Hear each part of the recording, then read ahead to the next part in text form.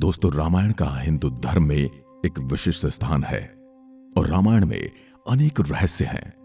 ऐसे ऐसे पात्र हैं जिन पर अलग अलग से एक एक ग्रंथ लिखा जा सकता है।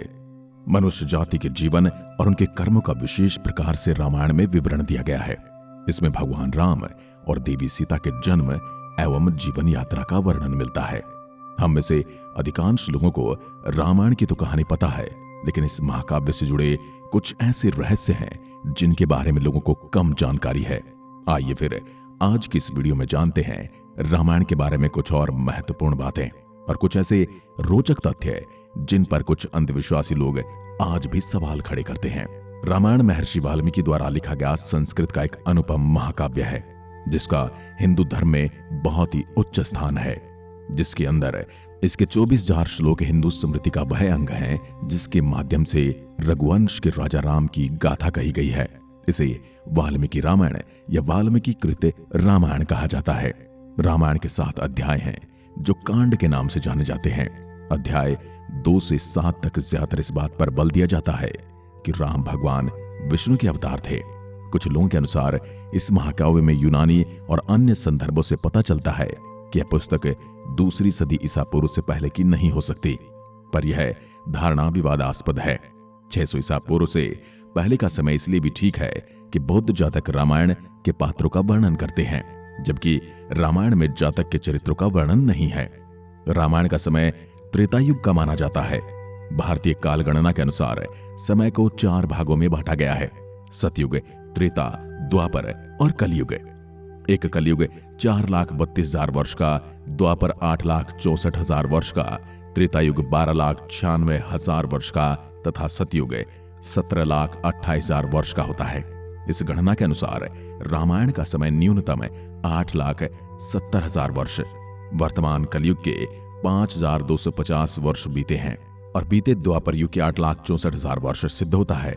बहुत से विद्वान इसका तात्पर्य ईसा पूर्व 8,000 से लगाते हैं, जो आधारहीन है। अन्य विद्वान इसे और भी पुराना मानते हैं। भगवान राम को विष्णु का 7वां अवतार माना जाता है, लेकिन क्या आपको पता है उनके अन्य भाई किसके अवतार थे? लक्ष्मण को शेषनाग का अवतार कहा जाता है और क्षीर सागर में भगवान विष्णु का आसन है, जबकि भरत और शत्रुघ्न को क्रमशः भगवान विष्णु द्वारा हाथों में धारण किए गए सुदर्शन चक्र और शंख शैल का अवतार माना गया है। सीता स्वयंवर में धनुष को क्यों रखा गया?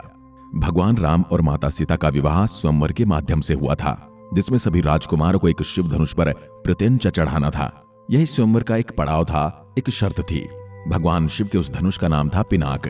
वहीं यह बात भी कम लोगों को मालूम होगा कि माता सीता बचपन में खेल खेल में पिनाक धनुष को उठा लिया करती थी, जिस वजह से उनका स्वयंवर धनुष के आधार पर रखा गया था। शूर्पणखा के श्राप की वजह से हुआ था रावण का सर्वनाश। रामायण में इस बात का जिक्र मिलता है कि लक्ष्मण ने रावण की बहन शूर्पणखा की नाक काट दी थी, जिसके बाद वह रोती हुई भाई रावण के पास पहुंची थी। रावण बहन की ऐसी हालत देखकर क्रोधित हो गया था और उसने सीता का हरण किया था, जिसकी वजह से रावण का सर्वनाश हुआ था। लेकिन क्या आप जानते हैं रावण का सर्वनाश शूर्पणखा की वजह से भी हुआ था? जी हां, स्वयं शूर्पणखा ने रावण को सर्वनाश होने का श्राप दिया था।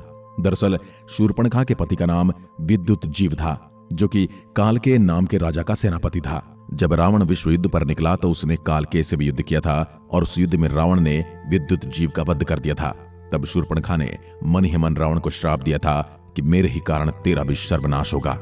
सीता हरण के बाद माता सीता इतने लंबे समय तक भूखी प्यासी कैसे रह पाई? इस सवाल का जवाब बहुत ही कम लोग जानते हैं। तो जिस दिन माता सीता को रावण अशोक वाटिका लेकर गया था, उसी रात भगवान ब्रह्मा के कहने पर इंद्र अशोक वाटिका पहुंचे थे, जहां उन्होंने सभी राक्षस और राक्षसी को मोहित करके माता सीता को खीर अर्पित की थी, जिसको खाने से उनकी भूख और प्यास शांत हो गई थी। और उसके बाद उन्होंने रावण के महल से लाया गया कुछ भी नहीं खाया था। लक्ष्मण का एक नाम गुड़ाकेश भी है। ऐसा माना जाता है कि वनवास के 14 वर्षों के दौरान अपने भाई और भाभी की रक्षा करने के उद्देश्य से लक्ष्मण जी कभी सोए नहीं थे। इसके कारण उन्हें गुड़ाकेश भी कहा जाता है।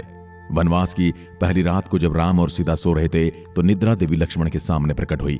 उस समय लक्ष्मण ने देवी निद्रा से अनुरोध किया कि उसे ऐसा वरदान दे कि वनवास के 14 वर्षों के दौरान उन्हें नींद न आए और वह अपने प्रिय भाई और भाभी की सेवा कर सके। निद्रा देवी इस बात पर प्रसन्न होकर बोली, अगर कोई तुम्हारे बदले 14 वर्ष तक सोए तो तुम्हें यह वरदान प्राप्त हो सकता है। यानी लक्ष्मण जी के बदले किसी और को सोना था। इसके बाद लक्ष्मण जी की सलाह पर देवी निद्रा लक्ष्मण की पत्नी और सीता की बहन उर्मिला के पास पहुंची। उर्मिला ने लक्ष्मण के बदले सोना स्वीकार कर लिया और वह पूरे 14 वर्षों तक लक्ष्मण जी की और स्वयं की नींद सोती रही। शास्त्र के अनुसार एक व्यक्ति के लिए आवश्यक निद्रा 6 घंटे की होती है, यानी सुमित्रा उन 14 वर्षों में 6 घंटे अपनी नींद और 6 घंटे लक्ष्मण जी की नींद सोती रही और बाकी के समय में वह अपनी माताओं की सेवा करती रही। आखिर ऐसा क्या हुआ था कि भगवान राम को ही लक्ष्मण को मृत्युदंड देना पड़ा? श्री राम द्वारा लक्ष्मण जी को मृत्युदंड दिया गया था, ऐसा इस ग्रंथ में कहा गया है। श्री राम के पास यम देवता चर्चा करने आए थे। उन्होंने श्री राम से कहा था कि यदि हमारे बीच में कोई व्यक्ति आकर बोलेगा तो उसे मृत्युदंड दिया जाएगा। इसके लिए लक्ष्मण को द्वार पर खड़ा कर दिया गया ताकि कोई अंदर ना आ सके। इतने में ऋषि दुर्वासा श्री राम से मिलना चाहते थे और लक्ष्मण ने उन्हें रोका तो वह श्राप देने लगे और उन्होंने कहा कि मैं तुम्हारे साथ साथ पूरी अयोध्या नगरी को श्राप दे दूंगा। इस पर लक्ष्मण को अंदर जाना पड़ा। इसी कारण श्री राम को उन्हें मृत्युदंड देना पड़ा। लक्ष्मण ने उस समय जल समाधि ली थी। जनकपुरी।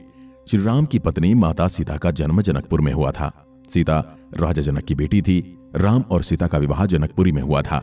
सीता के स्वयंवर के दौरान राम ने यहीं पर धनुष तोड़ा था। वर्तमान में जनकपुर नेपाल में स्थित है, जो कि भारतीय सीमा से 15 किलोमीटर दूर है। यहाँ पर पत्थर के टुकड़े धनुष के अवशेष के रूप में मौजूद हैं। यहीं पर राम सीता का विवाह मंडप भी बना हुआ है, जहाँ देश दुनिया से लोग उनके दर्शन करने पहुंचते हैं। और अभी रामलला की प्राण प्रतिष्ठा में जनकपुर से उनके लिए उपहार भी आए हैं।